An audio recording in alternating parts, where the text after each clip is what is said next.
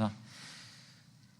하나님 아버지, 저에게 늘 계시고 저에게 말씀을 주시고 저희가 붙들 수 있도록 성령께서 저희를 인도하시니 감사를 드립니다.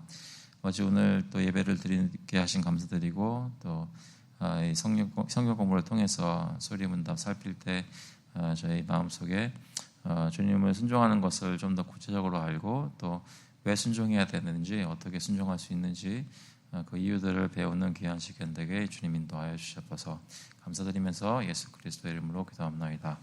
아멘. 예, 오늘 소리문답은 56번입니다. 제가 질문을 읽겠습니다. 답을 말씀해 주세요. 56번, 제3계명이 지키라 한 이유가 무엇인가? 제3계명에 지키라 한 이유는 이 계명을 범하는 자가 비록 사람에게는 형벌을 피할지라도 주 우리 하나님은 저희로 하여금 그 의로우심 심판을 피하지 못하게 하시는 것이다. 네, 오랜만에 한번 영어로도 읽어볼까요? What is the reason annexed to the third commandment? The reason annexed to the third commandment is that however the breakers of this commandment may escape punishment from man, yet the Lord our God will not suffer them to escape His righteous judgment. 네. 예, 매주 소리문답을 영어로만 읽어도 영어 실력이 일취월장하겠죠.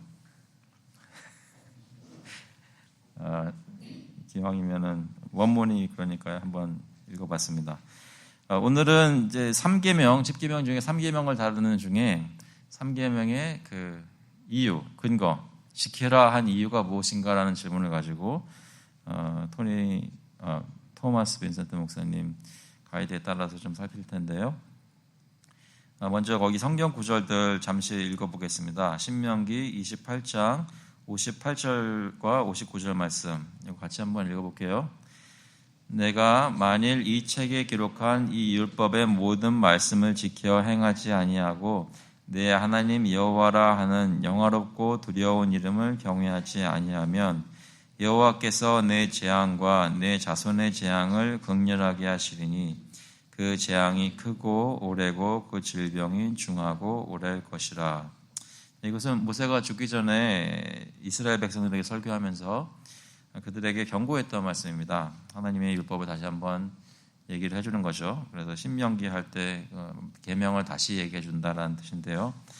하나님의 이름을 경외하지 않을 때는 다른 사람들은 몰라도 여호와께서 59절에 보시면 여호와께서 하나님께서 직접 그 재앙을 내리시는데 극렬한 재앙을 내리신다고 하시죠. 그 다음에 나와 있는 구절을 보시면 한번 읽어보겠습니다. 사무엘상 3장 13절 읽어보겠습니다. 내가 그의 집을 영원토록 심판하겠다고 그에게 말한 것은 그가 아는 죄악 때문이니 이는 그가 자기의 아들들이 저주를 자청하되 금하지 아니하였음이니라. 네, 이것은 이제 엘리 제사장에게 내리시는 말씀인데요. 그 엘리 제사장이 아들들이 있었는데 여기 홈니와 비느하스 아들이 있었는데 그 아들들이 어떤 죄를 지었냐면 저희가 3계명에서 얘기하는 하나님의 이름을 망령되이 일컫지 말라라는 그 계명 속에는 하나님의 이름, 속성, 규례 이런 것들도 회방하면 안 되는 것인데 하나님의 규례 중에 하나인 하나님의 제사, 제물에 하나님 허용하지 않는 방법으로 손을 댔습니다. 제사장들이 물론 그 고기나 이런 것들을 같이 먹긴 하지만 순서에 따라서 하나님께 먼저 바치고 먹어야 되는데 그 기름을 먼저 먹겠다고 이제 끓고 있는 가마솥에다가 집게를 집어넣고 빼내가는 그런 죄를 범했죠. 하나님 이 3계명을 범하는 죄를 지은 것입니다. 그것뿐만 아니라 간음하는 죄도 지었죠. 그 회막에서 수종드는 여인들과 동침하는 그런 것도 그 사무엘상에 기록되어 있습니다. 아들들이 이렇게 했을 때 하나님께서 어떻게 형벌을 내리시는지 무슨 얘기냐면 아버지 엘리 제사장은 그 아들들을 크게 혼내고 단속을 했어야 되는데 그렇게 하지 못했습니다. 그렇게 하지 않았을 때에도 사람이 못했을 때 하나님께서 어떻게 그들을 치시는지가 사무엘상 4장에 기록되어 있는데요. 같이 한번 읽어보겠습니다. 4장 11절 같이 읽어보겠습니다. 하나님의 괴는 빼앗겼고 엘리의 두 아들 홈니와 비느하스는 죽임을 당하였더라. 네, 전쟁에 나가서 제사장의 아들들인 호므니와 비나스가 언약궤를 가지고 나갔다가 빼앗기고 그 아들은 죽게 되고요. 이 소식을 듣는 엘리 제사장은 하나님의 교회가 빼앗겼다는 말을 듣는 순간 몸이 비대해서 그렇지 않아도 두렵고 떨고 있는데 뒤로 넘어져서 목이 부러져 죽고요. 그 다음에 그 며느리는 아들을 낳다가 이제 난산하면서 그 엄마가 죽고 말죠. 그래서 하나님의 영광이 이스라엘 떠났다가 해가지고 이가봇이라고 아들을 이름을 짓고 또한 비참한 그런 일이 엘리 제사장의 가문에 일어나게 됩니다. 이런 것들을 이제 이 웨스트민스터 소요리 문답 쓰신 분들은 어떻게 토마스 벤슨드 목사님 특별히 어떻게 생각을 했냐면 하나님의 이름을 망령되게 일컫는 것 그런 죄를 범한 것에 대해 하나님은 반드시 벌하신다라는 것이죠. 그래서 오늘 그 이유에 대해서 얘기를 할 때 3계명을 지키라 한 이유가 무엇인가에서 얘기할 때 먼저 토론 질문 첫 번째 거 보겠습니다. 하나님의 이름을 회방하는 자가 사람으로부터 형벌을 피하게 되는 이유는 무엇인가? 그러니까 실제로 세상에서 돌아가는 일들을 보면 분명히 3계명을 어기는 일들인데 어기는 사람들인데 어떤 큰 벌을 받지 않는 경우들이 종종 보인다는 거죠. 저희가 지난주에 얘기했던 하나님의 이름을 망령되게 일컫는 어떤 문화의 언어의 습관 중에 그런 것들도 있고 여러 가지 모습으로 주님의 명예를 훼손하는 것들이 있는데도 불구하고 그들이 바로 형벌을 받지 않는 경우들도 많이 봅니다. 그런데 여기서 답은 뭐냐면 하나님의 이름을 회방하는 자는 대부분 사람으로부터 형벌을 피하게 된다는 것이죠. 그러니까 하나님의 이름을 망령되게 일컫는 그 계명을 범하는 사람이 벌을 받는 케이스보다 벌을 받지 않는 케이스가 더 많다는 거예요. 그 이유를 두 가지로 들고 있는데 왜냐하면 사람의 법은 하나님의 이름을 회방하는 모든 일을 다룰 수 없기 때문이며 합니다. 그러니까 세상의 법은 하나님의 이름을 존귀하게 여기고 하나님의 이름을 경외로운 마음으로 높이는 일에 관심이 없는 경우가 더 많다는 것이죠. 관심이 있어도 사람의 법은 하나님의 이름을 회방하는 일을 회방하는 모든 일을 다룰 수 없습니다. 생각에 거기까지 미치지 못하는 것이죠. 그리고 더욱이 진짜 이유, 그러니까 사람의 법, 세상의 법이 하나님의 이름을 회방하는 일을 제대로 처벌하지 못하는 진짜 이유는 여기 보시면 하나님의 이름을 회방하는 것 중 큰 범죄에 해당하는 것들을 다루는 법들은 대부분 권세 있는 자들 중 많은 경우에 집행되지 않기 때문이다. 잠깐 생각해 보시면요. 그러니까 지난주에 얘기했던 것처럼 언어의 습관 중에 함부로 하나님의 이름을 얘기하고 하나님을 예배하지 않는 컨텍스트에서 얘기하는 것들 죄이지만 그것보다 그런 사소한 것, 작은 것들보다 더 큰 정말로 하나님의 이름을 욕되게 하는 일들, 하나님의 규례를 회방하는 일들, 하나님의 속성을 거짓 증거하는 일들, 이런 것들이 이런 큰 범죄 같은 것들은 어떻게 보면 세상에 권세 있는 자들 세운 그 법에 따라서 세상 법에서도 처벌이 되어야 될 것 같은데 그런 것들이 오히려 대부분 권세 있는 자들 중에 많은 경우에 집행되지 않는다는 것이죠. 왜냐하면 그들은 자신들이 하나님을 회방하는 악한 사람들이기 때문에 하나님의 이름을 회방하는 자들보다 거룩히 여기는 사람을 처벌할 준비가 더 되어 있다는 것입니다. 그 뜻은 이해되시죠? 세상의 집권자들은 하나님의 영광을 위해서 주님의 이름을 회방하는 자들을 처벌하는데 그 권세를 쓰는 것이 아니라 오히려 자신들이 악하기 때문에 악한 경우가 훨씬 더 많기 때문에 하나님의 이름을 회방하는 것이 아니라 거룩히 여기려고 예배드리려고 하고 지키려고 하는 사람들을 더 못살게 굴고 처벌하는 경우가 많다는 것입니다. 그것이 하나님의 이름을 회방하는 자가 사람으로부터 형벌을 피하게 되는 주된 이유라는 것이죠.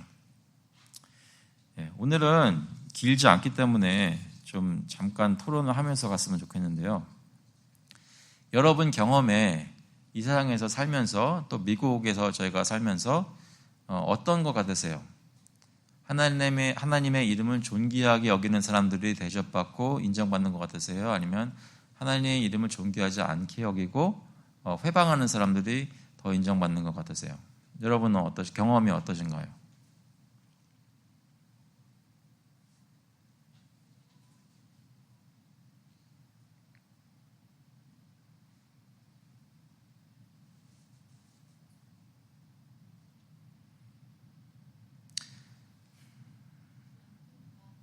양쪽 다 있는 것 같으세요? 예를 들자면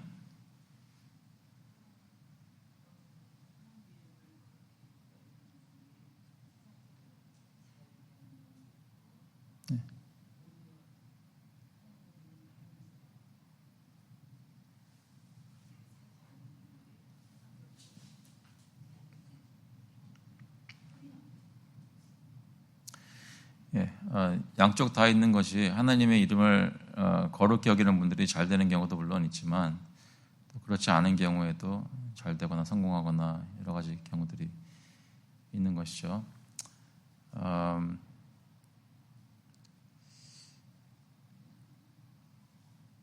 좀 생각을 해봤으면 좋겠어요. 그러니까 문화적으로 볼 때 요즘 저희가 살고 있는 미국의 문화 속에서는 대중문화를 얘기하는 거예요. 그 속에서는 어떤 가치들이 인정받고 보호받는지 그런 것들 생각해 보면 하나님이 어떤 분이시다, 하나님은 거룩한 분이시다, 하나님은 어떤 것들을 사랑하시고 어떤 것들을 미워하신다, 이런 것들에 대한 그런 것들에 맞춰서 나오는 삶의 어떤 스타일의 가치들, 그런 것들을 보면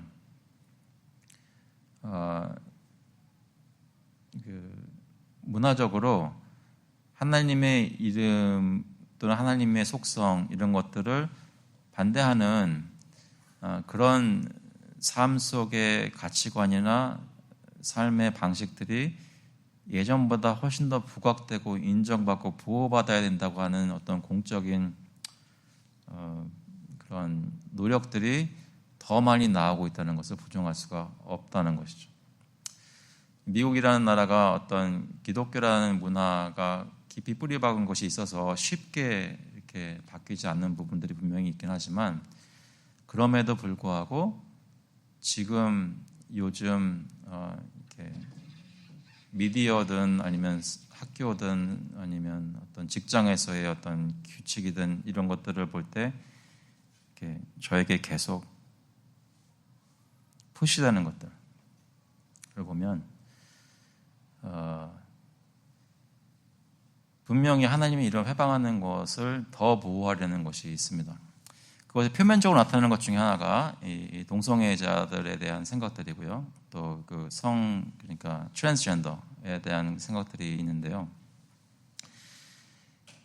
이렇게 저도 다는 제가 무슨 문화를 애널라이즈 하는데 전문가가 아니니까 그건 잘 다른 모르겠지만 이렇게 보셨으면 좋겠어요. 그 성경도 분명히 동성애에 대해서 얘기를 하거든요. 근데 그것을 얘기할 때 그것을 하나의 현상으로 얘기를 하는 거예요.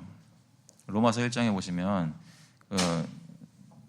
남자가 여자를 원하는 순리를 버리고 서로와 서로에게 음욕이 분릴 때 했다는 것을 보시면 이것이 근본적으로 무엇인가가 하나님을 감사하지 않는 근본적으로 하나님에 대한 자세가 잘못되었기 때문에 그것에 따라서 결과로 표면적으로 나타나는 것이지 갑자기 그런 일들이 보여지는 게 아니란 말이죠.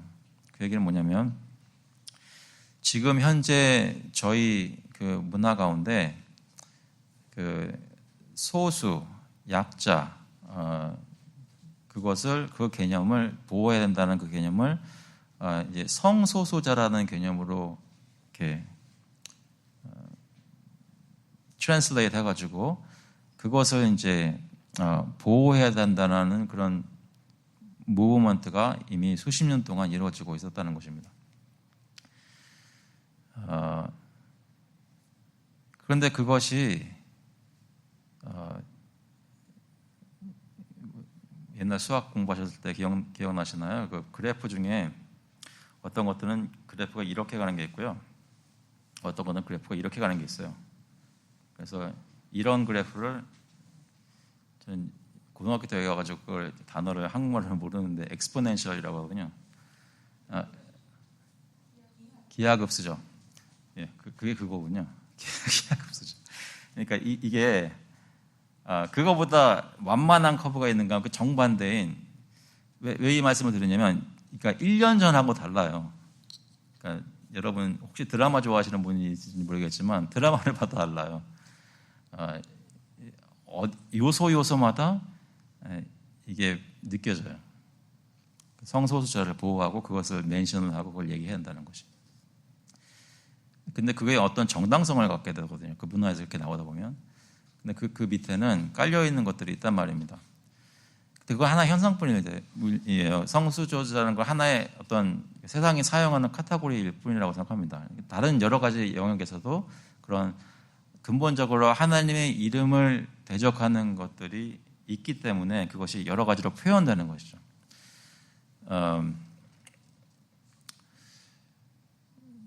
저희가 조심해서 정신 똑바로 차리고 프로세스를 해야 되는 것 중에 하나가 인종차별에 관한 문제입니다. 인종차별이 저희가 조심해야 되는 케이스가 되는 것은 저희가 그 소수인종이거든요. 이 미국이라는 나라에서는. 근데 다 그렇지는 않지만 많은 경우에 이 소수인종들, 마이너리티를 보호해야 한다는 그 가치나 그 시스템의 어떤 철학이 동성애자들을 보호해야 한다는 철학하고 맞물려 있는 것들이 많이 있어요. 제가 언제 말씀드렸나요?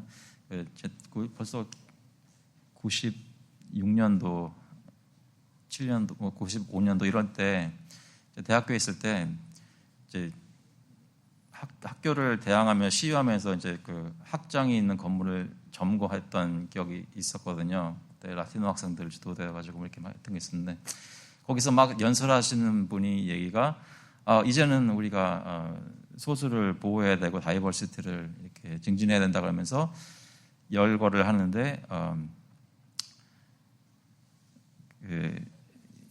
여러 인종들을 얘기하면서 동시에 성소수자들도 같이 얘기하는 거예요. 저 아직도 생생하게 기억나는 길을 걸어가는데 저기서 막 뭐라 그러더라고요. 근데 들어보니까 제가 에이시안이잖아요. We have to protect Asian and homosexuals. 근데 갑자기 왜 내 정체성이 그와 같이 이렇게 되지? 라는 거예요. 생각이 이상하더라고요. 근데 이미 사회의 풍토 속에서 그런 것을 주장하는 그 다이내믹은 생각의 방식은 시선 자체가 하나님이 주신 어떤 드러내신 자신의 이름, 거룩함, 그 속성에 따른 어떤 명령들, 사회 규범들 이런 것에 따라서 사회가 돌아가는 것이 아니라 세상에서 법을 세우고 푸시하라는 그 밑에는 큰 세력 중에 하나는 하나님의 이름을 회방하는 것이 자리 잡고 있기 때문에 그런 식으로 나타난다는 것입니다. 그래서 이것을 저희가 신중하게 조심해서 섣불리 판단하지 않으면서도 확실하게 생각을 해야 돼요. 왜냐하면 말씀드린 대로 우리가 살고 있는 세상은 완만하게 로그 그래프로 가는 게 아니라 엑스포넨셜리 기하급수적으로 변하고 있거든요. 그냥 2012년도에 찍었던 드라마와 2021년도에 찍었던 드라마를 비교해 보시면 아실 수 있습니다. 무슨 말씀인지 아시겠죠? 굉장히 빨라요.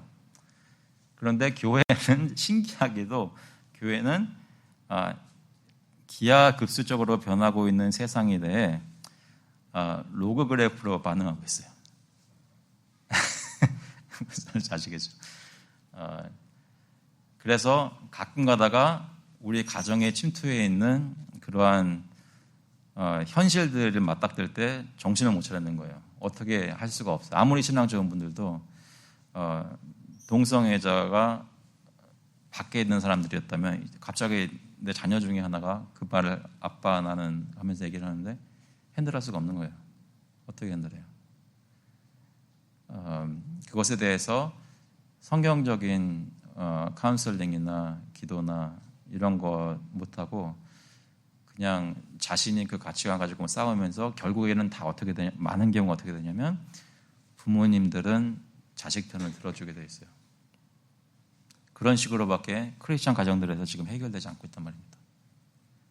그러니까 그 근본을 보자면 이 하나님의 계명이 특히 저에게 가르치는 게 있다면 3계명은 다른 것보다도 그 근본을 하나님의 이름을 회방하는 것이 무엇이냐라는 질문을 하는데, 그것을 회방하는 것이 발견된다면 그것을 어떻게 다뤄야 되는지 거기부터 나가지 않으면 그 표면적으로 나오게 되는, 표출되는 문화적인 모습을 해결하기 힘들다는 것입니다.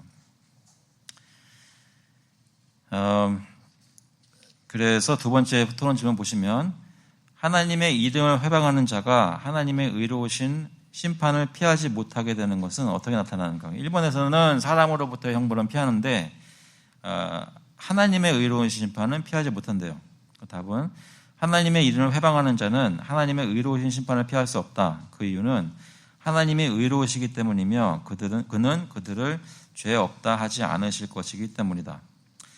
교회가 아무리 이 세상을 직시하고 선과 악을 구분하고 이런 옳고 그름을 판단할 수 있는 능력에서 죽을 쓰고 있어도 하나님은 가볍게 여길 수 없다는 거죠. 그걸 얘기하고 있는 거예요. 사람의 심판을 피해도 하나님은 의로우시기 때문에 분명히 죄 지은 사람을 죄 없다고 하지 않으시는 분이 하나님이라는 것입니다. 그래서 저희의 소망은 모든 케이스에서 무엇이 공의로운 것인지를 아시는 하나님께 그 소망이 있는 것이죠. 혹시 여러분 중에는 그런 경험을 하신 적이 있으신가요? 여러분은 부모로서나 아니면 이 사회의 어떤 구성원으로서 옳은 판단이나 어떤 바른 행보를 못했는데 여러분은 잘 못하고 있었을 때 하나님이 어떤 사건이나 어떤 기이한 그런 일의 수순들의 그런 것을 통해서 하나님의 뜻을 이루셨던 것을 보게 됐던 적, 그건 없으세요?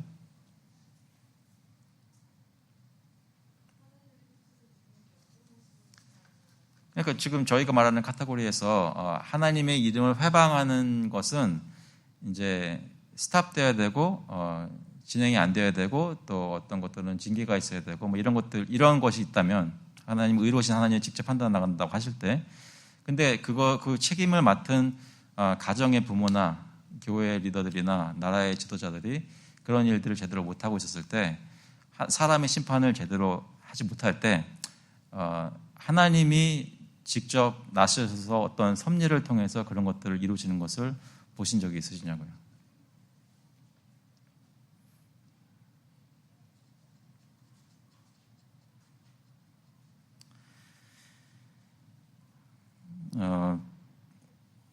오늘 시간이 많다고 계속 이렇게 그러면 안 되겠죠. 근데 결론적으로 말씀드리자면 그런 일들이 너무나 많습니다. 부모로서, 교회 리더들로서 또는 나라의 지도자들로서 잘 못하는 것들은, 제대로 판단하지 못하는 것들은, 그리고 그것에 따라서 행동하지 못하는 것들은, 특히 디서플린하지 못하는 것들은 너무나 많아요. 그런데 하나님이 간간히, 사실은 원래 늘 그러시겠지만 저에게 보여지는 것은 간간히 우리가 의도하지 않았는데 그러한 권징이나 그러한 매맞음이나 그러한 여러 가지 것들이 행해지는 것을 볼 때가 있거든요. 이게 제가 몇 번 얘기 드렸던 것 같아요. 어떤 사람이 재난을 당했을 때 그 사람이 잘못해가지고 재난을 당했다고 섣불리 판단하는 것은 욥기에서 읽었던 것처럼 그건 잘못된 판단이라고 말씀을 드렸습니다. 그것과 거의 비등하게 우리가 범할 수 있는 오류는, 어떤 사람이 재난을 당했을 때 이것은 그 사람이 죄를 지었기 때문에 재난을 당한 것이 아니라고 섣불리 판단하는 것도 똑같은 오류가 될 수 있다는 것이죠. 왜냐하면 성경에서는 하나님은 많은 경우에 재난들을 사용해서 징벌을 하시는 것이 그대로 해석되어서 나오기 때문입니다. 무슨 말씀인지 아시겠어요? 내가 병이 들렸어요. 그러면은 내가 왜 병이 들었는가 생각해 볼 때, 내가 죄를 지었다고 뭐 잘못해가지고 하나님이 나 치시는 것인가? 라고 단정 짓지 마세요. 그죠? 동시에 혹시 내가 잘못한 것이 있었나? 반드시 질문하셔야 돼요. 어느 쪽인지 아직 모르기 때문에. 이것을 잘못 적용하는 경우는 다른 사람들에 대해서 판단하는 쪽으로 어떤 악용되는 것을 저희가 많이 봐왔기 때문에 그것에 대해서 피부적으로 좀 이렇게 꺼리는 습관이 있는 것이지, 사실 성경에서 나타나는 것들은 그 두 가지가 항상 같이 있는 거예요. 하나님은 우리 삶과 세상의 삶 속에서 그 모든 것들을 계획에 따라 운행하시면서 주님의 공의로운 모습들을 나타내시는데 어떤 것들은 그런 인과응보적인 것을 사용하시는 때가 있고 어떤 것들은 그런 것이 아닌데도 하나님께서 그 시련을 통해서 굳세게 하시려고 주시는 때가 있다는 거예요. 양쪽이 다 있다는 것이죠. 아시겠죠? 하나님의 이름을 회방하는 자가 사람의 형벌을 피할지라도 하나님의 형벌을 피할 수 없다는 것을 곰곰이 생각해 보면 그런 것들에 대해서 부인을 할 수가 없다는 겁니다. 이해되시나요? 제 말씀은 이해되실 것 같은데 의견들은 어떠세요? 아마 여러 가지가 있을 것 같은데요. 언제 한번 마스크를 벗었을 때 얘기를 좀 나눠봤으면 좋겠습니다. 그렇지만 이건 굉장히 중요한 거예요. 3번에 또 재밌는 게 있네요. 하나님의 이름을 회방하는 자는 주님께서 언제 벌하시는가? 하나님의 이름을 회방하는 자는 주님께서 언제 벌하시는가? 어떤 때에는 하나님은 그들을 이 생에서 벌하시고 무서운 이 세상에서의 재난으로 벌하신다. 제가 굳이 설명 안 드렸어도 됐었네요. 여기 다 나와 있네요. 어떤 때에는 하나님은 그들을 이 생에서 벌하시고 무서운 이 세상에서 재난으로 벌하신다. 신명기 28장 58절에 보시면 내가 만일 이 책에 기록한 이 율법의 모든 말씀을 지켜 행하지 아니하고 내 하나님 여호와라 하는 영화롭고 두려운 이름을 경외하지 아니하면 여호와께서 내 재앙과 내 자손의 재앙을 극렬하게 하시리니 그 재앙이 크고 오래고 그 질병이 중하고 오래일 것이라. 이 말씀 이해되시죠? 이거는 이스라엘 백성들에게 모세가 두 번째로 그러니까 마지막에 설교하면서 두 번째로 그 율법을 설명해 주면서 하는 경고예요. 아까 읽었던 것인데 한 가지 여러분 생각하시면서 질문이 들 수 있어요. 이거는 구약에 예수님이 오시기 전에 예수님이 오셔서 행하실 일들에 대해 예수님이 감당하셔야 될 죄의 짐에 대해 그것을 보여주기 위해서 이렇게 말하는 것이 아니냐. 그러므로 여기서 말한 모든 경고와 그런 모든 죄값과 어떤 이런 무서운 것들은 다 예수 그리스도께 쏟아부어지지 않았느냐. 예수님께서 오셨을 때. 이렇게 생각하실 수 있어요. 이해되시죠? 그리고 실제로 저희가 속한 전통인 복음주의 또는 개혁주의의 교회에 다닌다고 하시는 분들 중에는 그렇게 생각하는 성향을 가지고 있는 분들이 꽤 많아요. 예수 그리스도를 통해서 모든 것이 이루어졌고 주님이 나의 죄값을 대신해서 받으셨다는 것이 너무나 강하게 들어와 있어서 그것을 적용할 때, 생각할 때 여기도 적용하고 저기도 적용하고 다 적용하는 거예요. 이렇게. 그러면 성경을 읽을 때 모든 것을 그 렌즈로 봐요. 그러면서 성경에 나와 있는 모든 위협, threatening이라고 그러죠. 경고, 그리고 어떤 계명에서의 어기면 이런 일이 벌어져라는 것에 대한 마음으로 느끼는 그 온도가 전혀 그 성경이 기대하는, 성경이 바라는, 요구하는 그 온도에 미치지 못해요. 두렵게 여기지 않아요.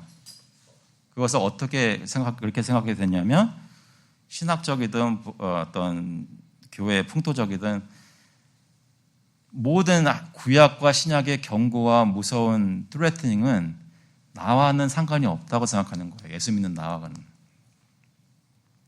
근데 복음주의가 완전한 게 아니잖아요. 개혁주의도 완전한 게 아니고 실제로 나와 있는 진행되는 역사를 볼 때, 교회사를 볼 때 복음주의가 범한 오류 중에 대표적인 것 중에 하나가 그거예요.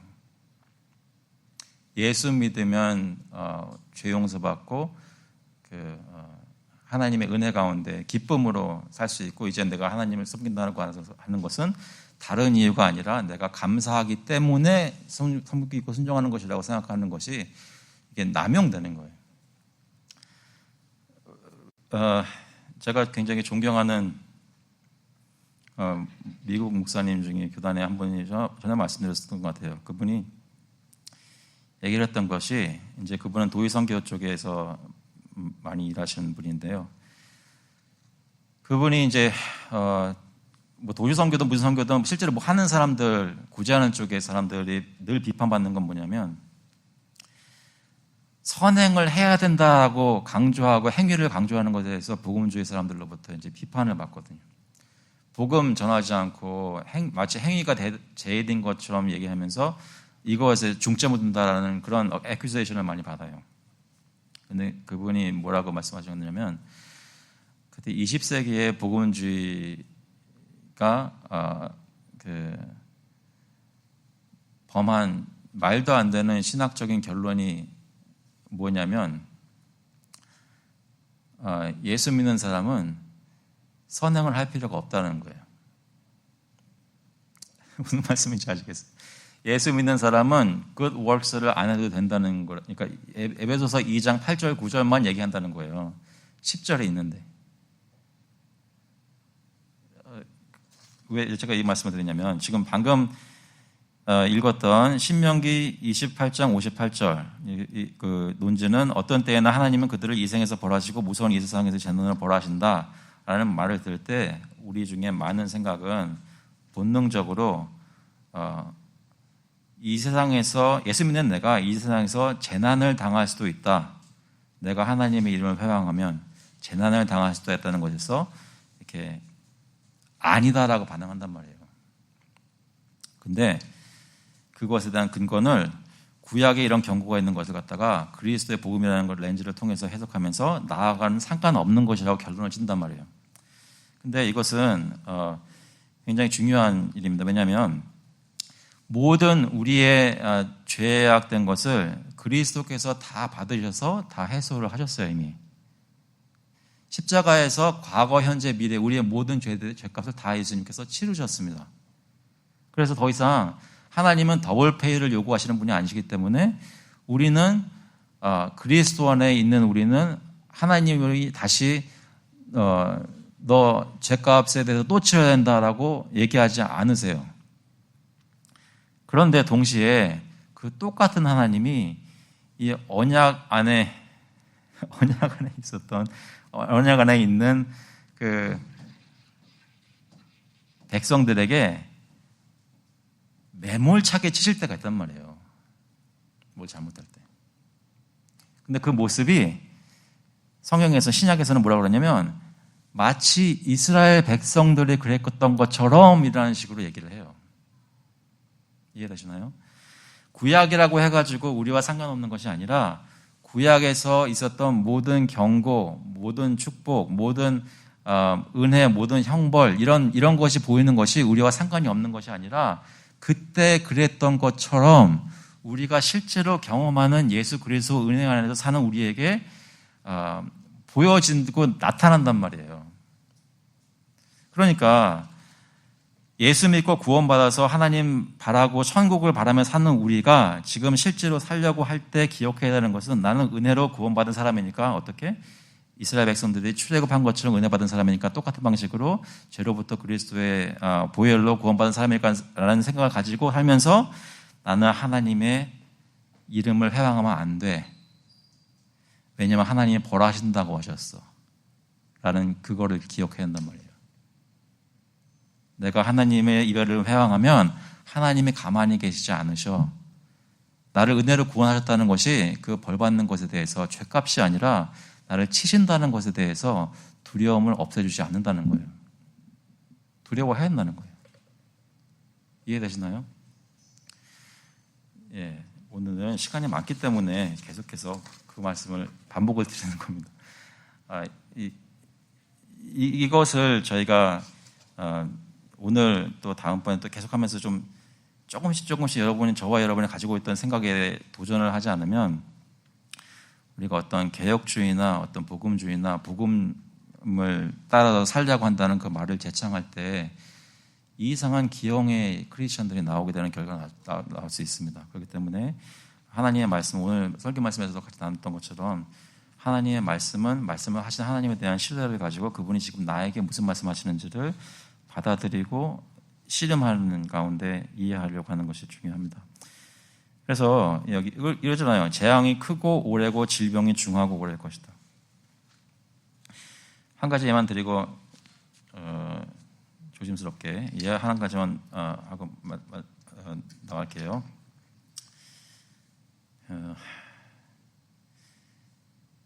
크리스천이에요. 예수 믿어요. 장사를 하는데 탈세를 해요. 탈세를 하는데 그 업계에서 허용될 만큼 적당히 하지 않고 많이 했어요. 업계에서 허용되는 것도 안 되는 거지만 어떻게 보면 염치 없이 누가 봐도 예수 믿든 안 믿든 사람 봐도 저 사람 정말 탈세 많이 하네라고 느낄 정도로 많이 했어요. 근데 교회에서 헌금은 되게 많이 해요. 그런 얘기가 있다고 치자고요. 그런 분이 어느 날 걸려요. IRS에 어디서 걸렸어요. 한번 상상을 해보세요. 그러면 그 교회에 있는 성도들은 그 사건을 보고 그 사람을 보고 뭐라고 생각해야 될까요?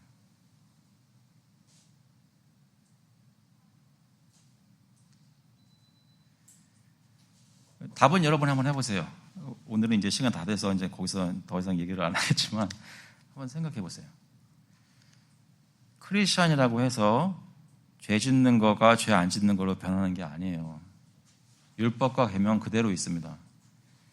크리스천이라고 해서 다른 것은 내가 주님의 은혜를 입어서 이 계명을 범하고 있는 이런 죄인인데도 죽지 않고 주님의 천국에 소망을 둘 수 있다는 신분으로 바뀐 거예요.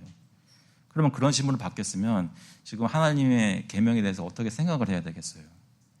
당연히 하나님을 모르는 사람보다 더 두렵고 떨리는 마음으로 지키려고 노력을 해야 되는 거예요.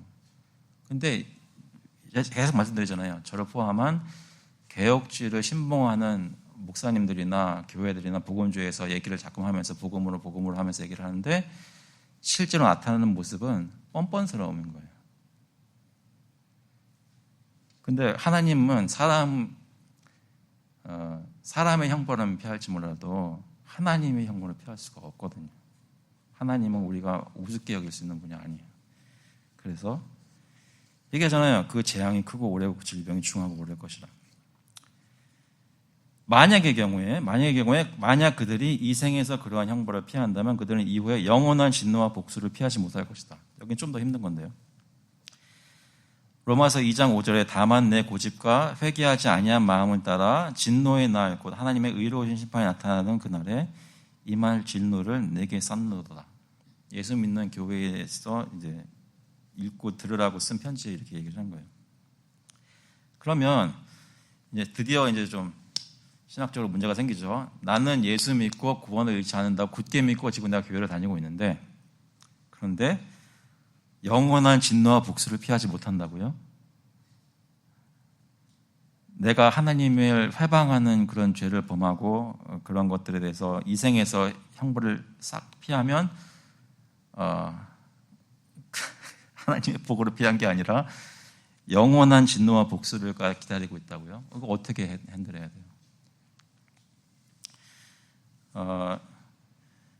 한번 좀 씨름할 수 있는 시간 됐으면 좋겠습니다. 구원을 잃을 수 있다고 얘기하는 것이 아니라 오히려 구원을 잃지 않는 참된 하나님의 백성이라면 이 경고를 있는 그대로 받아들이고 두렵고 떨면서 내가 저 낭떠러지로 점프를 하면 죽는다고 생각하면서 그 낭떠러지로부터 떨어져 사는 삶을 살겠다고 요구하는 거예요. 그게 진짜 구원받은 사람들이 그렇다는 것이죠.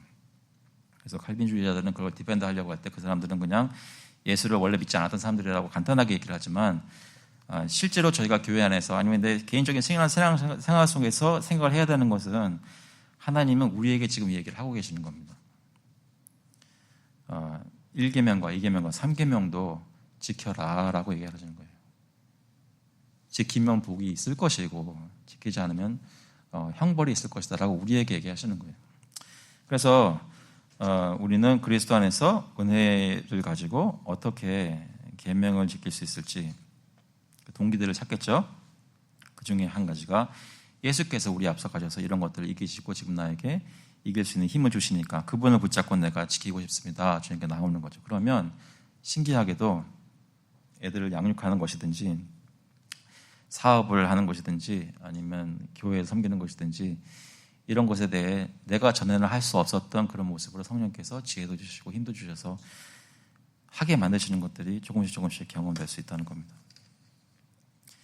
이해되시나요? 오늘 토론하기로 해놓고선 저만 계속 얘기를 한 것 같아요. 왜냐하면 다 마스크를 쓰고 계셔서 입을 벌리시는지 안 벌리시는지 알 수가 없어요.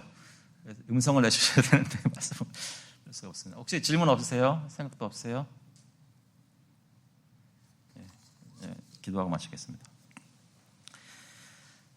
하나님 아버지, 저희는 십계명이라는 걸 생각할 때 너무 추상적으로 생각하고 우리 삶 속에서 고민하지 않는 것을 고백합니다.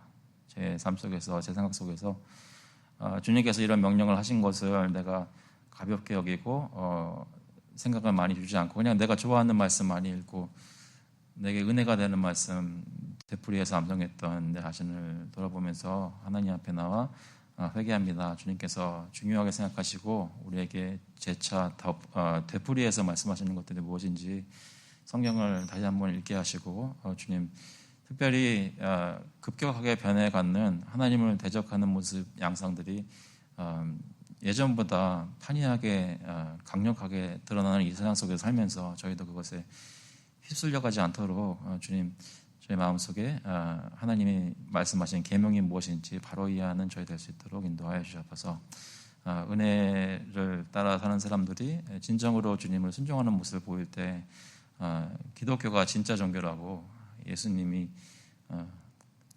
진짜 구원자라고 하나님께서 살아계시는 참된 하나님이라고 증거되는 역사가 저희 교회와 가정 또 이 주변의 삶 속에 커뮤니티에 있도록 주님 인도하여 주셔서 감사드리면서 예수 그리스도 이름으로 기도합니다. 아멘. 감사합니다. 다음 주에 또 뵐게요.